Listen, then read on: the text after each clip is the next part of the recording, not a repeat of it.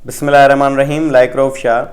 हज़रत वासिफ़ अली वासिफ़ साहब की कोटेशन है कि अगर कहीं शक भी हो जाए कि कोई शख्स अल्लाह ताला के करीब है तो उसके करीब हो जाओ।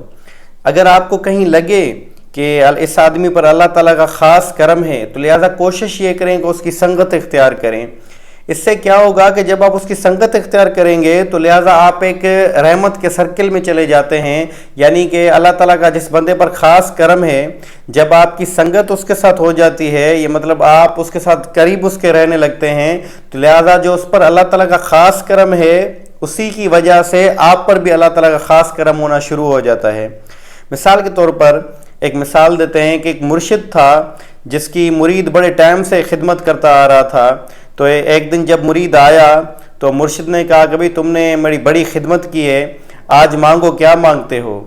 तो मुरीद ने कहा कि सर मुझे आप फैज़ दे दें। तो मुर्शिद मुस्कुराया और कहा कि ये साइड वाला बंदा क्या कर रहा है? अच्छा, साइड में एक और मुरीद था जो कि हाथ वाले पंखे से हवा दे रहा था मुर्शिद को। तो मुर्शिद ने जैसे ही पूछा मुरीद से कि साइड वाला बंदा क्या कर रहा है, तो मुरीद ने कहा कि सर ये आपकी खिदमत कर रहा है, आपको पंखे से हवा दे रहा है। तो मुर्शिद ने कहा कि क्या तुम्हें इसकी हवा लग रही है? तो मुरीद ने कहा कि सर मैं आपके साथ हूँ, आपके करीब बैठा हुआ हूँ, तो लिहाजा ये पंखा तो आपको लगा रहा है लेकिन हवा तो मुझे भी लग रही है।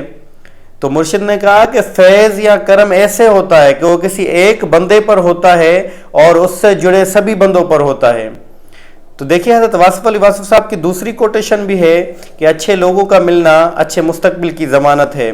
तो लिहाजा कोशिश ये की जाए कि अच्छे और नेक लोगों की सोबत इख्तियार की जाए। उससे फ़ायदा ये होगा कि जब आप किसी नेक बंदे के साथ रहेंगे तो लिहाजा किसी दिन आपको भी ख्याल आएगा कि मुझे नमाज़ पढ़नी चाहिए, किसी दिन आपको भी ख्याल आएगा कि मुझे लोगों को फ़ायदा पहुँचाना चाहिए, किसी दिन आपको भी ख्याल आना शुरू हो जाएगा कि मुझे ये सारे जो मिसाल के तौर पर चिड़ियों को पानी देना, जो भी वो नेक काम कर रहा होगा, आप उसकी सोबत में रहेंगे तो आप पर भी उसका असर पड़ेगा।